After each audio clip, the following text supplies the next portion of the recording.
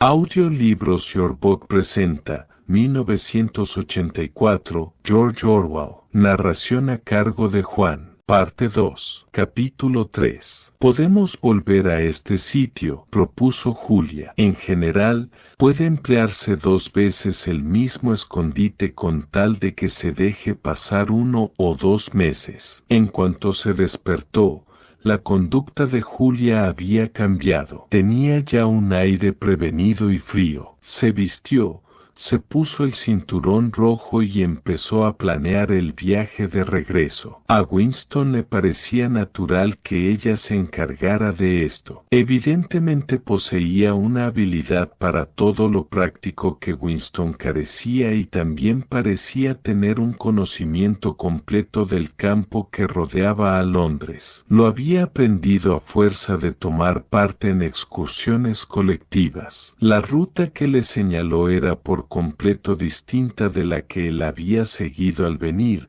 y le conducía a otra estación. Nunca hay que regresar por el mismo camino de ida, sentenció ella, como si expresara un importante principio general. Ella partiría antes y Winston esperaría media hora para emprender la marcha a su vez. Había nombrado Julia un sitio donde podían encontrarse, después de trabajar, 4 días más tarde. Era una calle en uno de los barrios más pobres donde había un mercado con mucha gente y ruido. Estaría por allí, entre los puestos, como si buscara cordones para los zapatos o hilo de coser. Si le parecía que no había peligro, se llevaría el pañuelo a la nariz cuando se acercara a Winston. En caso contrario, sacaría el pañuelo. Él pasaría a su lado sin mirarla, pero con un poco de suerte, en medio de aquel gentío podrían hablar tranquilos durante un cuarto de hora y ponerse de acuerdo para otra cita. Ahora tengo que irme, dijo la muchacha en cuanto vio que él se había enterado bien de sus instrucciones. Debo estar de vuelta a las 19:30. Tengo que dedicarme 2 horas a la Liga Anti-Sex repartiendo folletos o algo por el estilo. ¿Verdad que es un asco? Sacúdeme con las manos. ¿Estás seguro de que no tengo briznas en el cabello? Bueno, adiós, amor mío, adiós. Se arrojó en sus brazos, lo besó casi violentamente. Poco después desaparecía por el bosque sin hacer apenas ruido. Incluso ahora seguía sin saber cómo se llamaba de apellido ni dónde vivía. Sin embargo, era igual, pues resultaba inconcebible que pudieran citarse en lugar cerrado ni escribirse. Nunca volvieron al bosquecillo. Durante el mes de marzo solo tuvieron una ocasión de estar juntos de aquella manera. Fue en otro escondite que conocía Julia, el campanario de una ruinosa iglesia en una zona casi desierta donde una bomba atómica había caído 30 años antes. Era un buen escondite una vez que se llegaba allí, pero era muy peligroso el viaje. Aparte de eso, se vieron por las calles en un sitio diferente cada tarde. Nunca más de media hora cada vez. En la calle era posible hablarse de cierta manera mezclados con la multitud, juntos, pero dando la impresión de que era el movimiento de la masa lo que les hacía estar tan cerca y teniendo buen cuidado de no mirarse nunca. Podían sostener una curiosa e intermitente conversación que se encendía y apagaba como los rayos de luz de un faro. En cuanto se aproximaba un uniforme del partido o caían cerca de una telepantalla, se callaban inmediatamente y reanudaban conversación minutos después,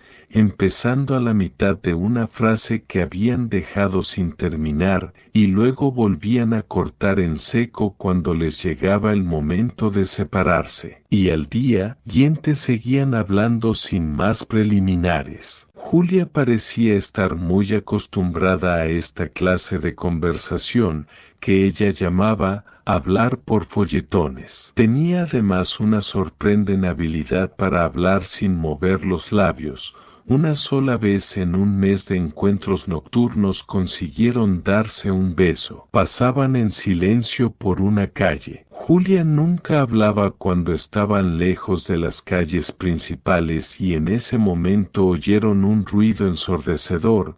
La tierra tembló y se oscureció la atmósfera. Winston se encontró tendido al lado de Julia, magullado, con un terrible pánico. Una bomba cohete había estallado muy cerca. De pronto se dio cuenta de que tenía junto a la suya cara de Julia. Estaba palidísima, hasta los labios los tenía blancos. No era palidez, sino una blancura de sal. Winston creyó que estaba muerta. La abrazó en el suelo y se sorprendió de estar besando un rostro vivo y cálido. Es que se le había llenado la cara del yeso pulverizado por la explosión. Tenía la cara completamente blanca. Algunas tardes, a última hora, llegaban al sitio convenido y tenían que andar a cierta distancia uno del otro sin dar la menor señal de reconocerse porque había aparecido una patrulla por una esquina o volaba sobre ellos un autogiro. Aunque hubiera sido menos peligroso verse,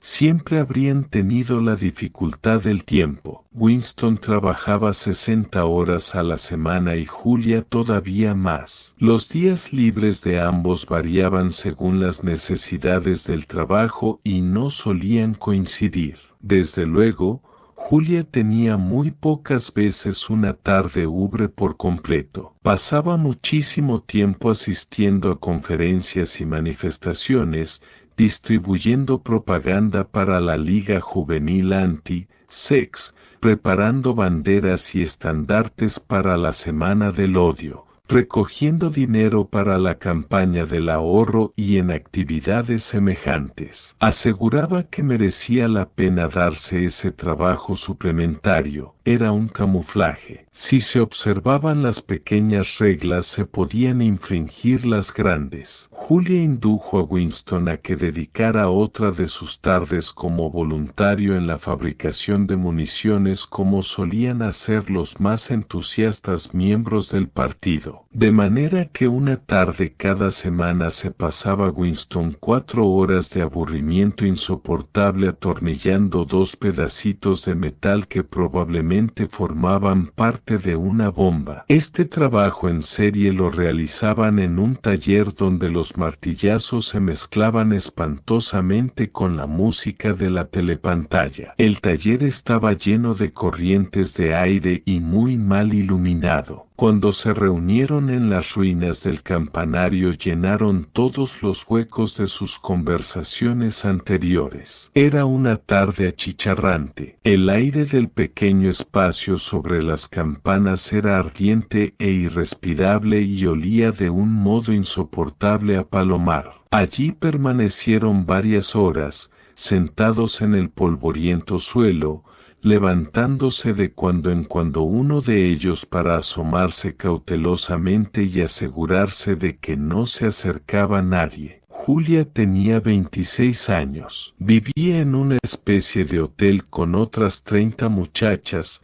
siempre el hedor de las mujeres. Como las odio, comentó, y trabajaba, como él había adivinado, en las máquinas que fabricaban novelas en el departamento dedicado a ello. Le distraía su trabajo, que consistía principalmente en manejar un motor eléctrico poderoso, pero lleno de resabios. No era una mujer muy lista, según su propio juicio, pero manejaba hábilmente las máquinas. Sabía todo el procedimiento para fabricar una novela, desde las directrices generales del comité inventor hasta los toques finales que daba la brigada de repaso. Pero no le interesaba el producto terminado, no le interesaba leer. Consideraba los libros como una mercancía, algo así como la mermelada o los cordones para los zapatos. Julia no recordaba nada anterior a los años 60 y tantos y la única persona que había conocido que le hablase de los tiempos anteriores a la revolución era un abuelo que había desaparecido cuando ella tenía 8 años. En la escuela había sido capitana del equipo de hockey y había ganado durante 2 años seguidos el trofeo de gimnasia. Fue jefe de sección en Los Espías y secretaria de una rama de la Liga de la Juventud antes de afiliarse a la Liga Juvenil Anti-Sex. Siempre había sido considerada como persona de absoluta confianza. Incluso, y esto era señal infalible de buena reputación, la habían elegido para trabajar en Pornosec, la subsección del departamento de novela encargada de fabricar pornografía barata para los proles. Allí había trabajado un año entero ayudando a la producción de libritos que se enviaban en paquetes sellados y que llevaban títulos como Historias deliciosas o Una noche en un colegio de chicas, que compraban furtivamente los jóvenes proletarios, con lo cual se les daba la impresión de que adquirían una mercancía ilegal. ¿Cómo son esos libros?, le preguntó Winston por curiosidad. Pues una porquería. Son de lo más aburrido. Hay solo 6 argumentos. Yo trabajaba únicamente en los calidoscopios. Nunca llegué a formar parte de la brigada de repaso. No tengo disposiciones para la literatura. Sí, querido, ni siquiera sirvo para eso. Winston se enteró con asombro de que en la Pornosec, excepto el jefe, no había más que chicas. Dominaba la teoría de que los hombres, por ser menos capaces que las mujeres de dominar su instinto sexual, se hallaban en mayor peligro de ser corrompidos por las suciedades que pasaban por sus manos. Ni siquiera permiten trabajar allí a las mujeres casadas, añadió. Se supone que las chicas solteras son siempre muy puras. Aquí tienes por lo pronto una que no lo es. Julia había tenido su primer asunto amoroso a los 16 años con un miembro del partido de 60 años, que después se suicidó para evitar que lo detuvieran. Fue una gran cosa, dijo Julia, porque, si no, mi nombre se habría descubierto al confesar él. Desde entonces se habían sucedido varios otros. Para ella la vida era muy sencilla. Una lo quería pasar bien, ellos, es decir, el partido, trataban de evitarlo por todos los medios, y una procuraba burlar las prohibiciones de la mejor manera posible. A Julia le parecía muy natural que ellos le quisieran evitar el placer y que ella por su parte quisiera librarse de que la detuvieran. Odiaba al partido y lo decía con las más terribles palabrotas, pero no era capaz de hacer una crítica seria de lo que el partido representaba. No atacaba más que la parte de la doctrina del partido que rozaba con su vida. Winston notó que Julia no usaba nunca palabras de neolengua excepto las que habían pasado al habla corriente. Nunca había oído hablar de la hermandad y se negó a creer en su existencia. Creía estúpido pensar en una sublevación contra el partido. Cualquier intento en este sentido tenía que fracasar. Lo inteligente le parecía burlar las normas y seguir viviendo a pesar de ello. Se preguntaba cuántas habría como ella en la generación más joven,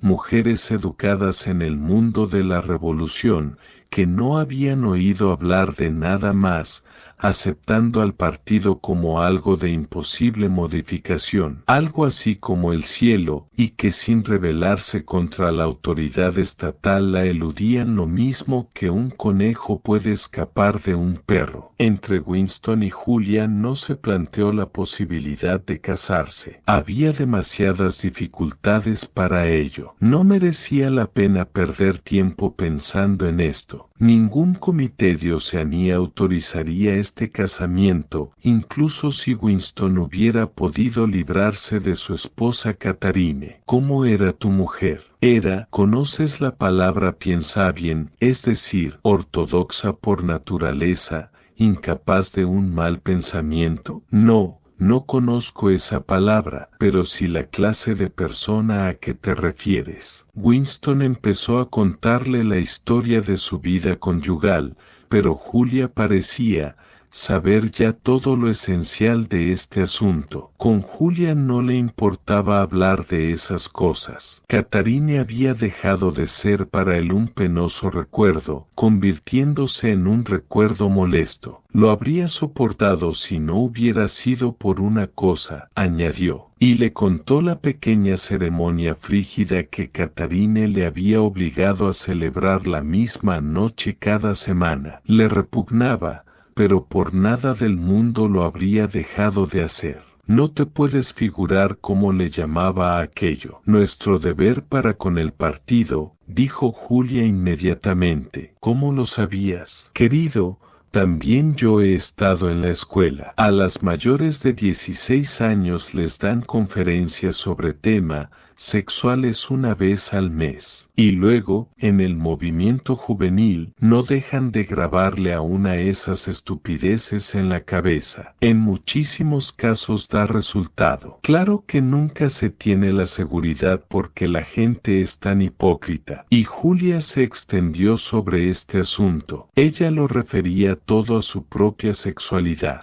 A diferencia de Winston, entendía perfectamente lo que el partido se proponía con su puritanismo sexual. Lo más importante era que la represión sexual conducía a la histeria, lo cual era deseable ya que se podía transformar en una fiebre guerrera y en adoración del líder. Ella lo explicaba así. Cuando haces el amor gastas energías y después te sientes feliz y no te importa nada. No pueden soportar lo que te sientas así. Quieren que estés a punto de estallar de energía todo el tiempo. Todas estas marchas arriba y abajo vitoreando y agitando banderas no es más que sexo agriado. Si eres feliz dentro de ti mismo, ¿por qué te ibas a excitar por el Gran Hermano y el plan trienal y los 2 minutos de odio y todo el resto de su porquerías? Esto era cierto, pensó él. Había una conexión directa entre la castidad y la ortodoxia política. ¿Cómo iban a mantenerse vivos el miedo y el odio y la insensata incredulidad que el partido necesitaba si no se embotellaba algún instinto poderoso para usarlo después como combustible? El instinto sexual era peligroso para el partido y éste lo había utilizado en provecho propio. Habían hecho algo parecido con el instinto familiar. La familia no podía ser abolida,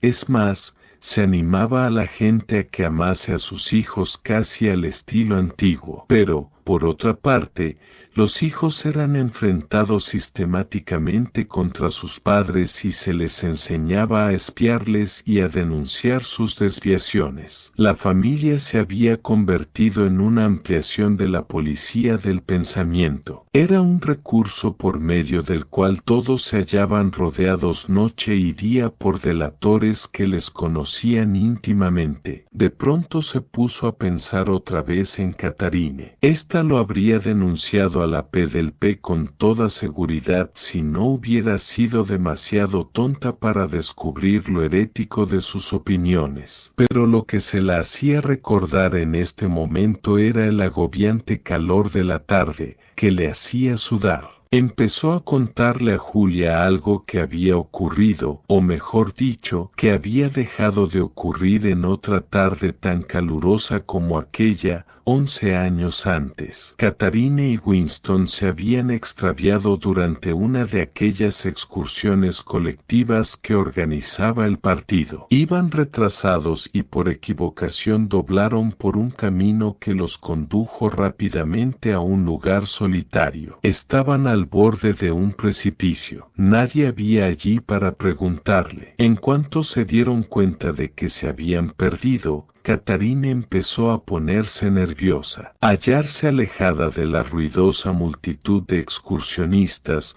aunque solo fuese durante un momento, le producía un fuerte sentido de culpabilidad. Quería volver inmediatamente por el camino que habían tomado por error y empezar a buscar en la dirección contraria. Pero en aquel momento Winston descubrió unas plantas que le llamaron la atención. Nunca había visto nada parecido y llamó a Catherine para que las viera. Mira, Catherine, mira esas flores. Allí, al fondo, ¿ves que son de dos colores diferentes? Ella había empezado ya a alejarse, pero se acercó un momento, a cada instante más intranquila. Incluso se inclinó sobre el precipicio para ver dónde señalaba Winston. Él estaba un poco más atrás y le puso la mano en la cintura para sostenerla. No había nadie en toda la extensión que se abarcaba con la vista, no se movía ni una hoja y ningún pájaro daba señales de presencia. Entonces pensó Winston que estaban completamente solos y que en un sitio como aquel había muy pocas probabilidades de que tuvieran escondido un micrófono, e incluso si lo había, solo podría captar sonidos. Era la hora más cálida y soñolienta de la tarde. El sol deslumbraba y el sudor perlaba la cara de Winston. Entonces se le ocurrió que,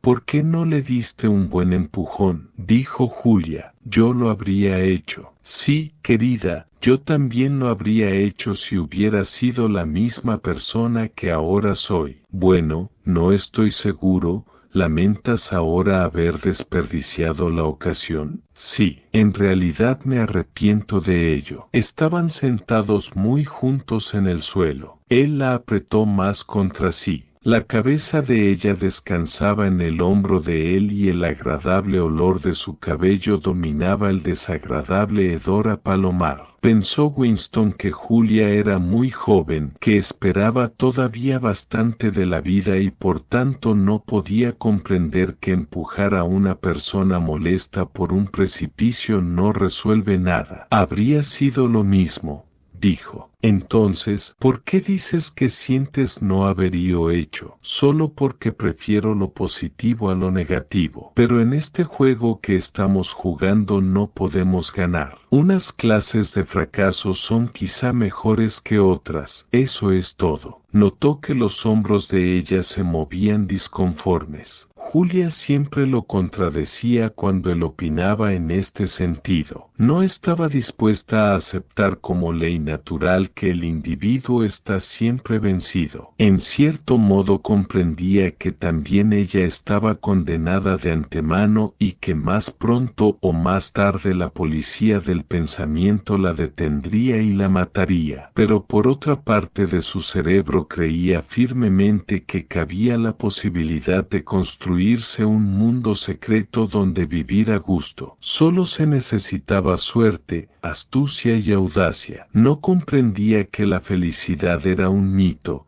que la única victoria posible estaba en un lejano futuro mucho después de la muerte, y que desde el momento en que mentalmente le declaraba a una persona la guerra al partido, le convenía considerarse como un cadáver ambulante. Los muertos somos nosotros, dijo Winston. Todavía no hemos muerto, replicó Julia prosaicamente. Físicamente, todavía no. Pero es cuestión de 6 meses, 1 año o quizás 5. Le temo a la muerte. Tú eres joven y por eso mismo quizá le temas a la muerte más que yo. Naturalmente, haremos todo lo posible por evitarla lo más que podamos. Pero la diferencia es insignificante. Mientras que los seres humanos sigan siendo humanos, la muerte y la vida vienen a ser lo mismo. Oh, tonterías. ¿Qué preferirlas? ¿Dormir conmigo o con un esqueleto? ¿No disfrutas de estar vivo? ¿No te gusta sentir? Esto soy yo, esta es mi mano, esto mi pierna, soy real, sólida, estoy viva. ¿No te gusta? Ella se dio la vuelta y apretó su pecho contra él. Podía sentir sus senos, maduros pero firmes, a través de su mono. Su cuerpo parecía traspasar su juventud y vigor hacia él. Sí, me gusta, dijo Winston. no hablemos más de la muerte. Y ahora escucha, querido, tenemos que fijar la próxima cita. Si te parece bien, podemos volver a aquel sitio del bosque. Ya hace mucho tiempo que fuimos. Basta con que vayas por un camino distinto. Lo tengo todo preparado. Tomas el tren, pero lo mejor será que te lo dibuje aquí. Y tan práctica como siempre amasó primero un cuadrito de polvo y con una ramita de un nido de palomas empezó a dibujar un mapa sobre el suelo.